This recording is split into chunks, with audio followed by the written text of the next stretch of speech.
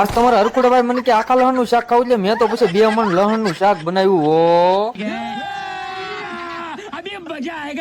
તો રામ રામ મિત્રો, આજ તો અમે રાતના 2:30 વાગે ઉપડ્યા. હું ને હરખુડાભાઈ આખો લહણ નું શાક ખાવા. ઓ આ તો જલસો પડી જવાનો છે. પછી તમારે હરખુડાભાઈ રાતે વેણમાં 2:30 વાગે ભગાડી. ઓ ભાઈ લીવર BMW. પછી તો ગરેવીમાં અમારે લીલું લહણ નાખવાનું હતું એટલે પછી તો હરખુડાભાઈ સોટ્યા. ઓ 35 પૂળી લહણ ની ઉપર છે. તમારા શુભમ ગીલ ડુંગળી ની ગ્રેવી કરવા સોટ્યો. ઓ 40 મણ ડુંગળી ની ગ્રેવી ઠોકી નાખી. ઓ આ તો જલસો પડી જાવ. તમારે કોઈને આખા લહણ નું શાક ખાવું તો લાઈક શેર ને ફોલો ને કોમેન્ટ કરી દેજો. મેં તો પછી આ 2000 માણસ જમી જાય આવડું મોટું તપેલું સડાવ્યું શું લેવો. પછી તો ભાઈ અમે સફરજન નું તેલ કાશ્મીર માંથી મંગાવ્યું, ઓનલાઈન મંગાવ્યું. આ તો જલસો પડી જવાનો છે. પછી મેં તો 50 લીટર જેટલું ઠોક્યું ને હબાઈને ભરી દીધું તપેલું આખું. પછી તમે વઘાર કરવા હતો આ ઓનલાઈન પાંદડા અમે આફ્રિકન જંગલ માંથી મંગાવ્યા. ને ભાઈ પછી તો મેં આ સફરજન ના તેલમાં 2 મણ ડુંગળી ની ગ્રેવી ઠોકી. ઓ ત્યાં તો સણાટી બોલવો છે. તો મેં હળદર થઈ 5 કિલા ઠોકી. ઓ ત્યાં તો પીળું છે. લીલું લહણ ને આદુ નું કોદું. પછી તો 35 કિલા નું ગ્રેવી હતી. ઈ મેં હબાઈને ઠોકી અંદર. પછી તમારે હરખુડાભાઈ મને કે ફૂલ ગ્રેવી વાળું ખાવું છે. એને 70 કિલાની ટમેટાની ગ્રેવી કરી નાખી. ઈ મેં બધી ઠોકી આ તેલ ની અંદર. ઓ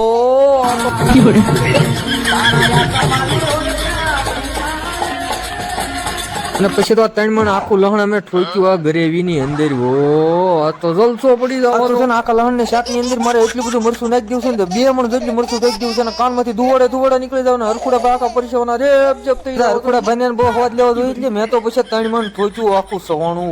તમને ખબર તો છે ને કોથમરી થોડી કેવી જ નાખી એટલે મેં તો પછી 25 પૂળી ઠોકી કોથમરી ની. ઓ પછી હું તપેલો લઈને ભાઈ મને મારે એકલા ને ખાઈ જવાનું છે. હરખુડાભાઈ ધોકો લઈને વાહ દોડ્યા. મને કે ફાયર મારી નાખું તો ભાઈ મોજલો ડાયરો રાતે 2:30 વાગે ભૂખ્યો છે એટલે મેં તો પછી આ બધા મોટા તાહડા ભરી દીધા. ઓ હરખુડાભાઈ ડિસેમ્બર ક્યાંથી મેળો લુખું ખાવા. મને કે આ તો જલસો પડી જવાનું કે હું 35 રોટલા ખાઈ દઉં. શુભમ ગીલ મને કે હું 30 રોટલી લાવ્યો કે ઈ ઉપડી જવાનું છે. ત્યાં ભંડારી મને કે હું તો 42 રોટલા ખાઈ જવાનો. ઓ લહણ આવી કે આ તો જલસો પડી જવાનો. અમારા હરખુડાભાઈ ને પપ્પાને લહણ આપ્યું તો સારી બાજુ ફેરી ઓલું કરતા હતી કે અમારે કઈ રીતે અને ખાવું. તમને ખબર છે તમારો રંગીલો રારું શાક બનાવવા કઈ ખામી નું એટલે મેં તો પછી આખા લહણ થી ટ્રાય મારી. ઓ આ તો જલસો પડી જવાનો છે. તમારે કોઈને આખા લહણ નું શાક ખાવું તો એક લાઈક શેર ને ફોલો કરી દેજો, કોમેન્ટ કરજો ક્યાંથી અમારો વિડીયો જોવો છે. ચાલો મિત્રો, બાય બાય.